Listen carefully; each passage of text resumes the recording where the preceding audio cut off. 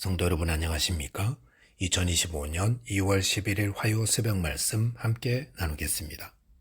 함께 나누실 하나님 말씀은 누가복음 2장 1절에서 20절까지입니다. 본문은 예수님의 탄생에 대한 내용을 기록하고 있습니다.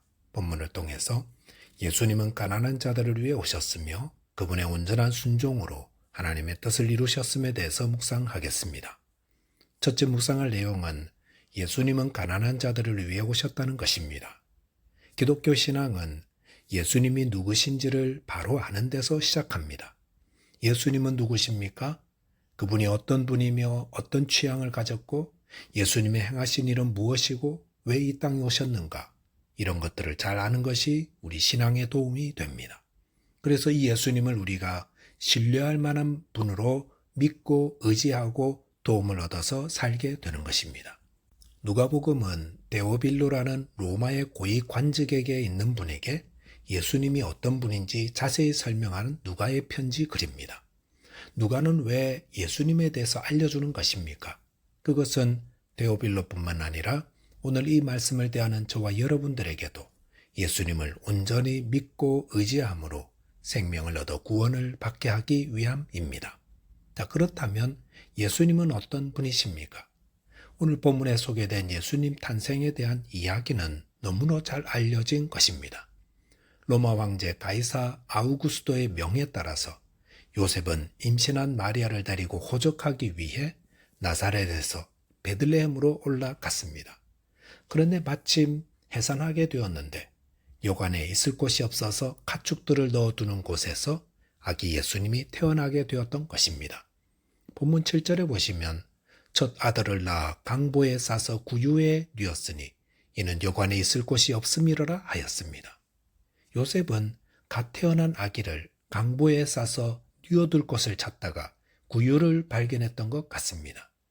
그런데 그 구유는 얼마나 비위생적이고 냄새는 역겹고 보기에도 불결하게 짝이 없었겠습니까? 여기서 우리는 가난한 예수님을 보게 됩니다. 예수님의 육신의 부모가 된 요셉과 마리아는 가난했습니다. 그들에게 돈이 많았더라면 충분히 용한빵을 얻을 수 있었을 것입니다. 그런데 왜 예수님은 이렇게 가난한 가정에 태어났겠습니까?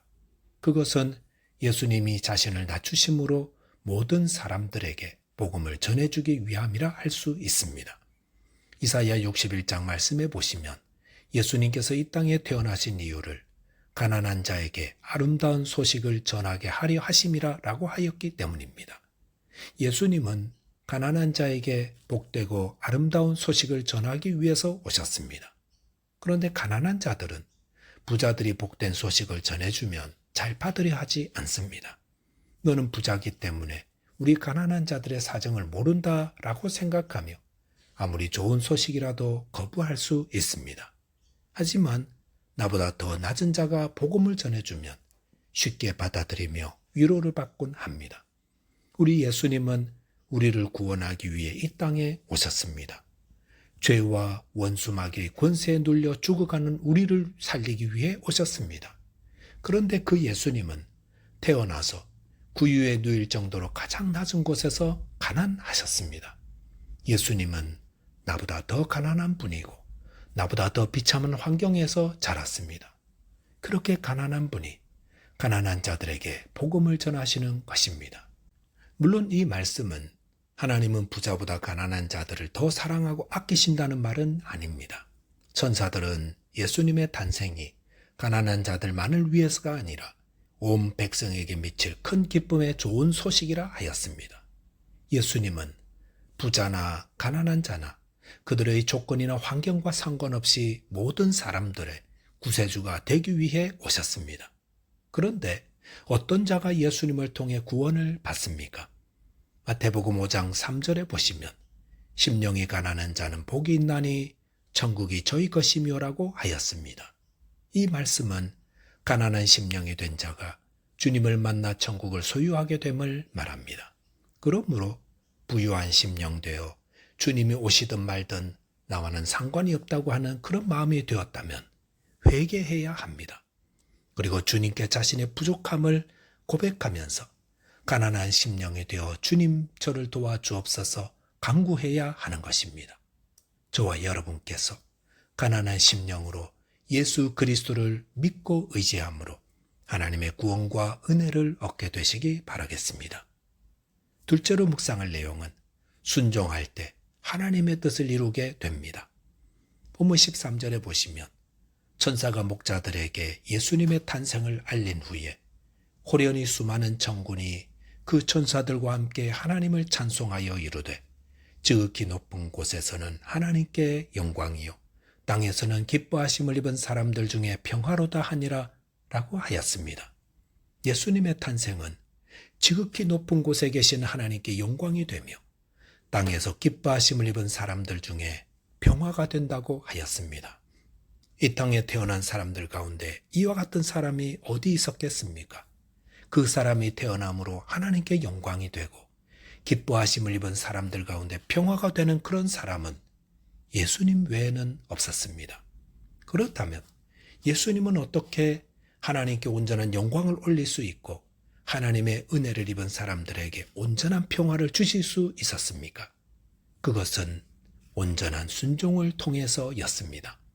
예수님은 하나님의 아들이시면서도 이 땅의 죄인들을 구원하며 그들에게 복음을 전해주기 위해 구유에 태어난 일까지 온전히 받아들이셨습니다. 그리고 이 땅에서는 머리 둘 곳도 없이 사시다가 불의한 자들의 손에 팔려 가장 끔찍한 십자가에 달려 죽는 일까지도 기꺼이 순종하셨습니다.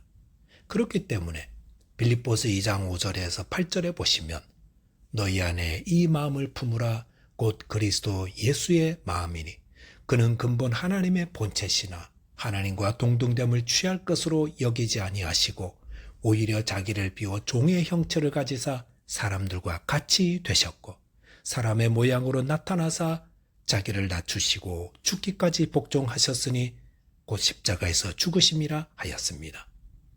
예수님의 성육신 사건을 한 단어로 요약한다면 그것은 순종입니다. 그렇다면 예수님의 이 순종은 어떤 결과를 낳았습니까?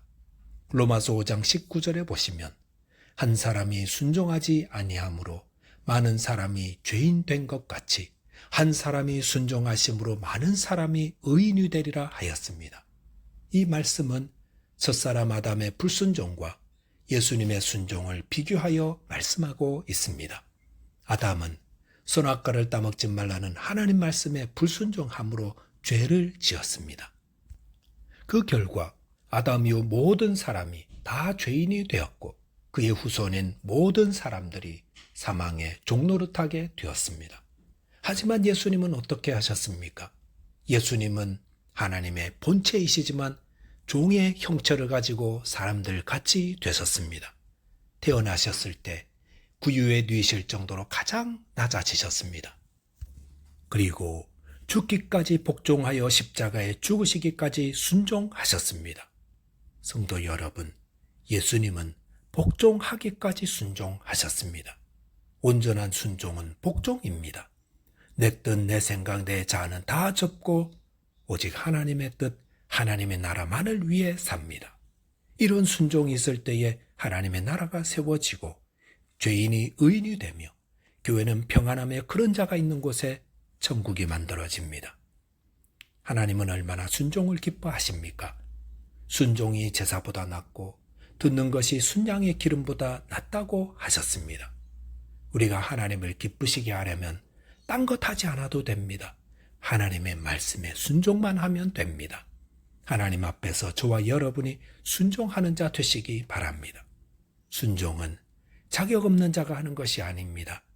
예수님은 하나님과 동등됨을 취할 충분한 자격이 있었습니다. 그런데도 하나님의 뜻에 온전히 순종하여 죽기까지 복종하셨습니다. 그 온전한 순종이 하나님께 영광이 되고 모든 사람에게 미칠 큰 기쁨의 소식을 만들어 내었습니다. 여러분 모두 이 땅에서는 훌륭한 분들입니다. 그런데 그 훌륭함으로 일하는 것이 아니라 순종으로 일해야 합니다. 그럴 때에 하나님이 영광 받으시고 모든 사람들에게 기쁨을 안겨주게 됩니다. 저와 여러분께서 순종하신 예수님을 높이고 또 그와 같이 순종하심으로 하나님께 영광 돌리게 되시기 바라겠습니다. 기도하겠습니다. 하나님 아버지, 저희 마음이 가난하여 천국을 소유하는 자 되게 해 주옵소서. 예수 그리스도께서 온전히 순종하신 같이 저희도 순종함으로 하나님을 영화롭게 하는 자 되게 해 주옵소서. 예수 그리스도 이름으로 기도하옵나이다. 아멘. 오늘도 믿음 안에서 승리하는 하루 되시기 바라겠습니다. 감사합니다.